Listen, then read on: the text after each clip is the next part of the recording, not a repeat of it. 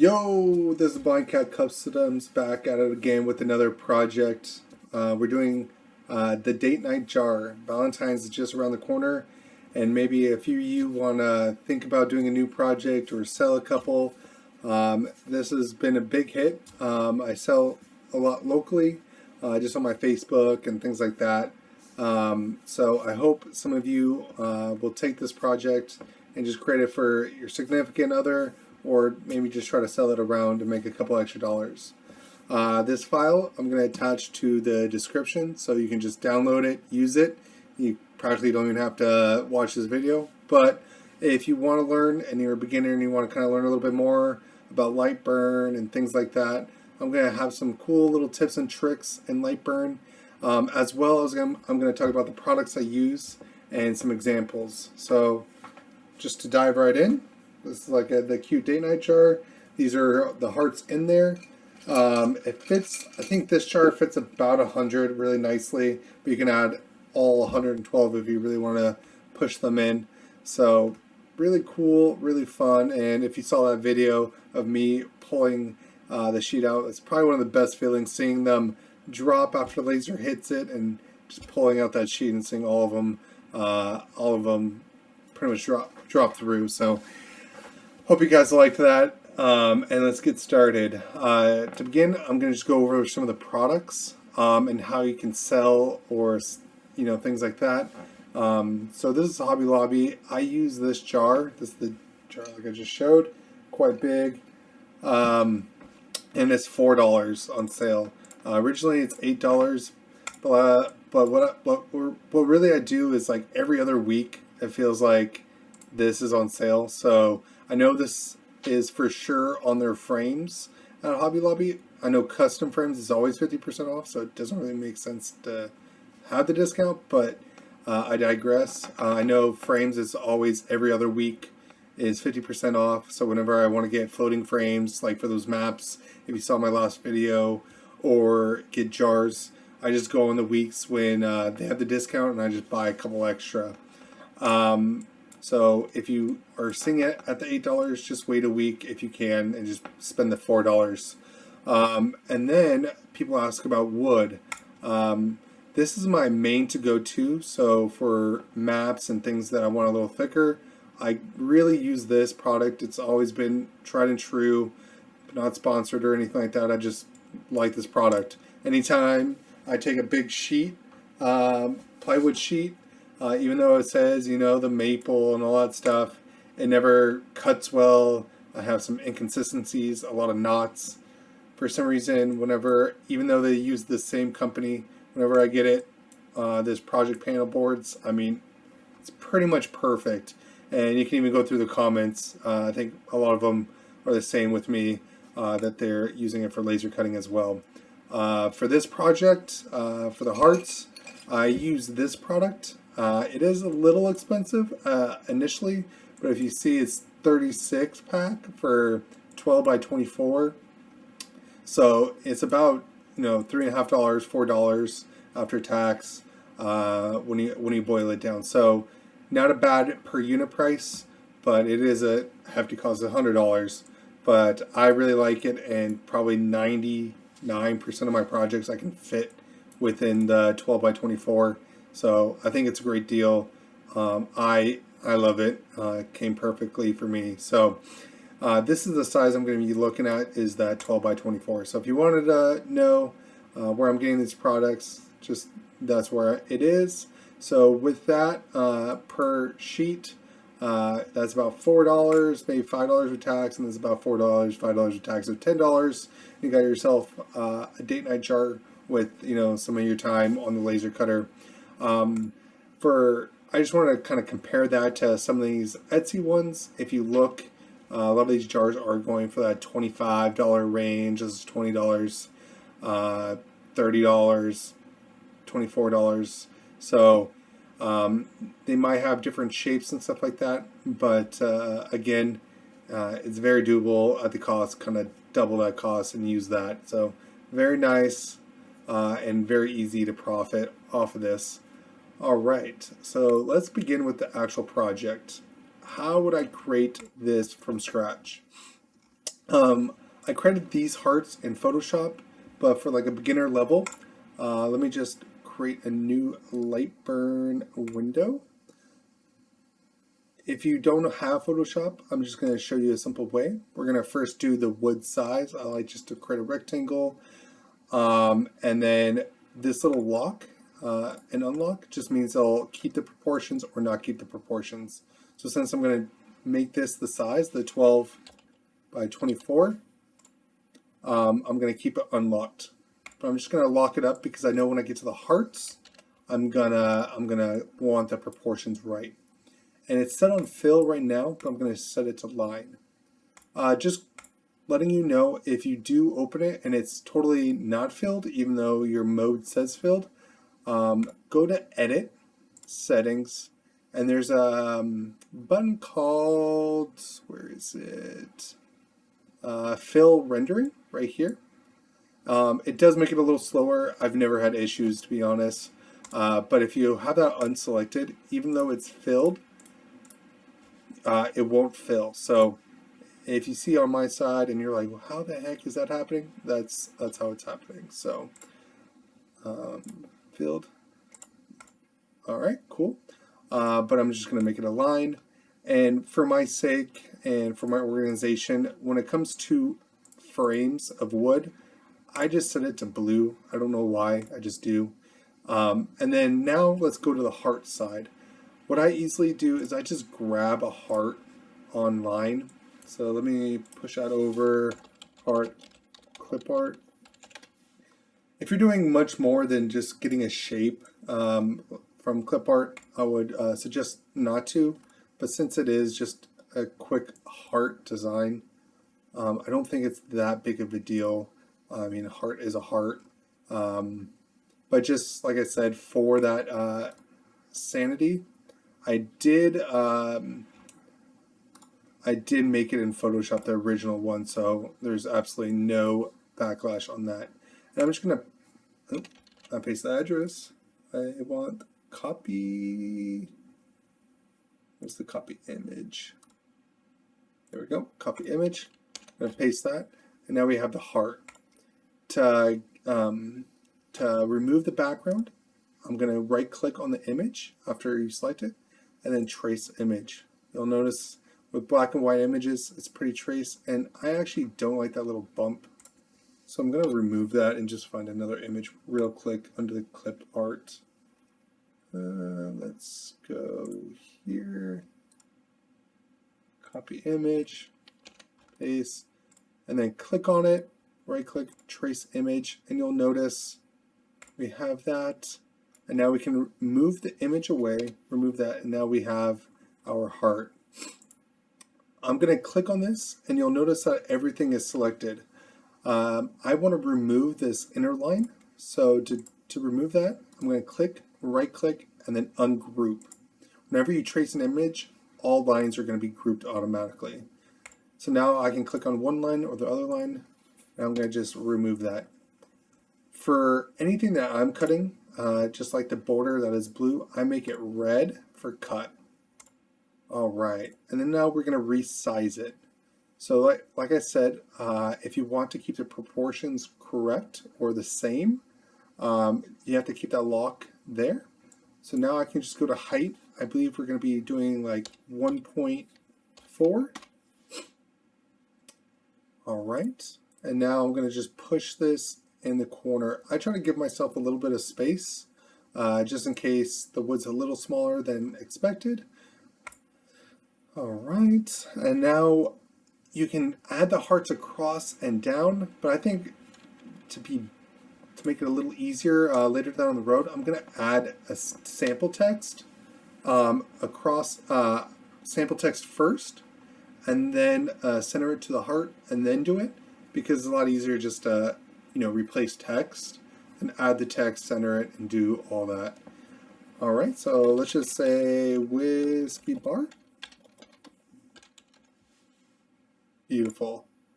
And now this is not going to be cut. This is being engraved, and this is where I use black for. I'm going to come over here to mode and make that fill. All right, you'll notice that the whiskey bar is quite a bit bigger than the heart. You can either do this, and if you don't hold shift, it'll be perfect. If you hold shift, then you can kind of do whatever you want. It's kind of opposite of a lot of programs. A lot of programs, it won't. So just keep that in mind. All right, and I'm just going to make it a little smaller.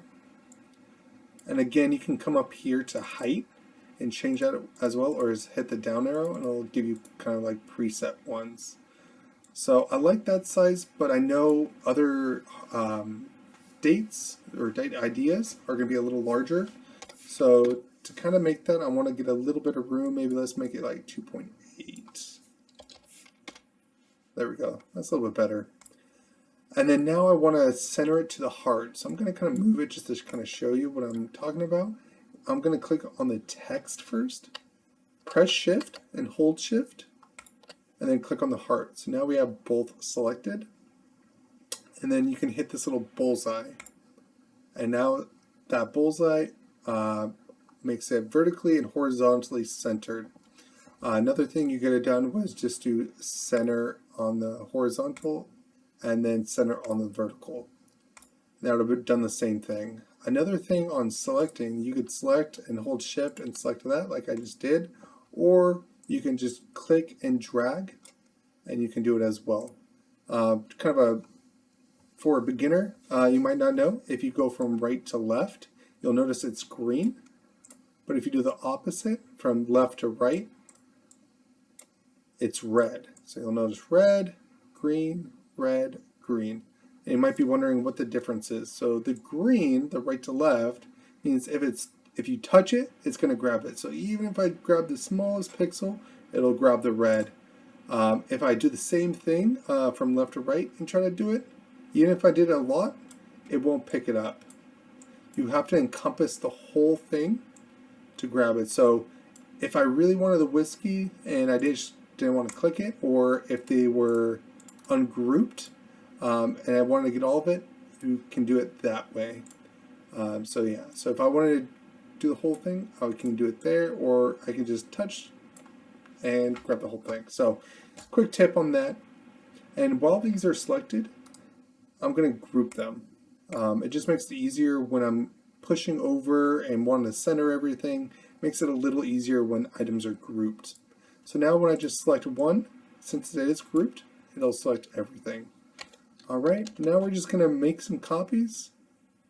I'm just going to kind of throw them out there. I kind of want to get 6 or 7. 1, 2, 3, 4, 5, 6, 7. Alright. Boom.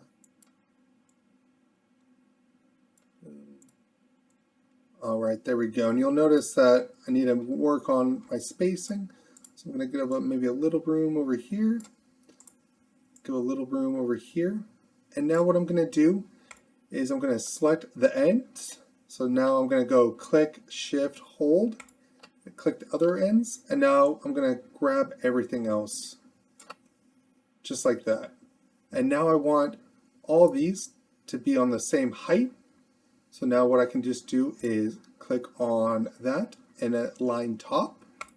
And now at least everything's going to be on the same playing field, or at least the same height. And then now I want to evenly space them.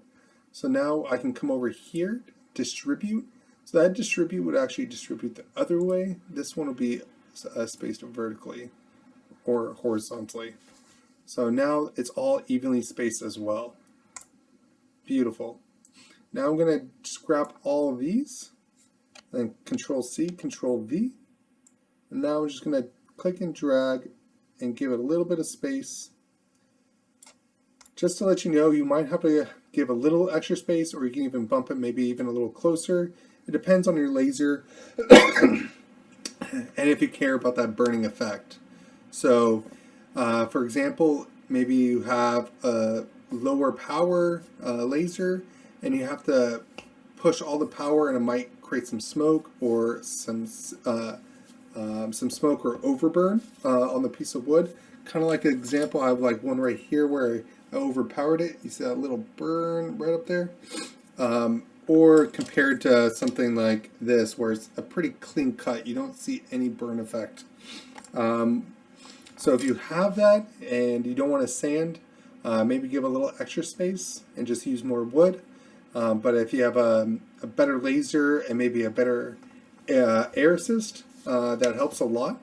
Then you can kind of push them together a little bit more. So now with that, I'm just going to now just take both layers, Control C, Control V, come down, perfect, and just keep going. I'm just doing it so I can get done with this a little bit faster. There we go. Control C, Control V.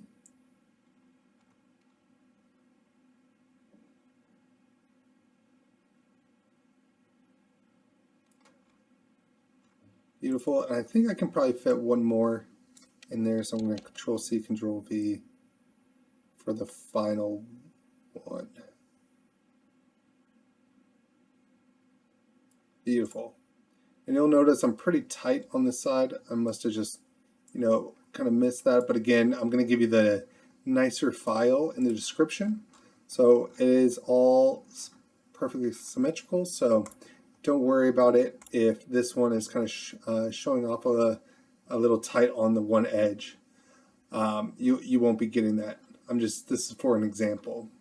All right, let's just say now you want a different font and you didn't change it in the beginning, or you want to change the size, but you already have all of this done. A really easy thing that you can do is come over here and unshow the two layers and now just highlight it all. You'll notice that all of them are changed. Oh, let's do this. Let's all ungroup it. Now we should be able to come in here. Yep, sorry about that. You want to ungroup it because when it's grouped and you select it, even though it's not showing, it's still picking up that other layer. So if you noticed before, that font Arial was grayed out. Now, since we have all text, now you can just come in here and change the fonts that you want. So it makes it really easy, really fast. Let's just say you want to change it to that one. And now you can make it a little bit bigger. So now you can just go a little bit bigger. As big as you want. That would fit within the red. So it's really nice. If you have everything that's a text selected, you can change all the text at once by just selecting them all. It's a really nice tip. And again, it's way better than just trying to select each one, which you can, and doing the same thing. Just unshow, select them all. Again, make sure that they're not grouped at that point. And then you can change the text. You can make it bold if you wanted to. All these cool settings. I hope a lot of this helps. And if you may be more intermediate and stuff, maybe you learned one thing from this. There's times where someone shows me something that is super simple. For example, I didn't know about that fill setting, and I just dealt with it how I did for the longest time, and I realized that they actually had fill to fill the whole thing. So really cool, really simple. And now you can just send this off to the laser. One thing I want to tell you is I don't want to really go over power and speed settings because I have access to two different lasers. One's a diode and one's a CO2, and they have completely different settings. And then even with different CO2 lasers, depending on the wattage and stuff like that, they have different settings. So I hope maybe look at your laser's preferred settings, maybe in the handbook, or just Google it.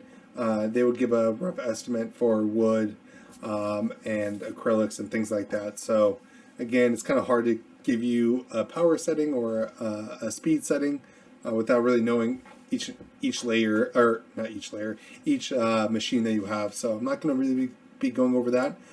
Just one thing to note though, every item in the list is going to be ran in the order that it comes.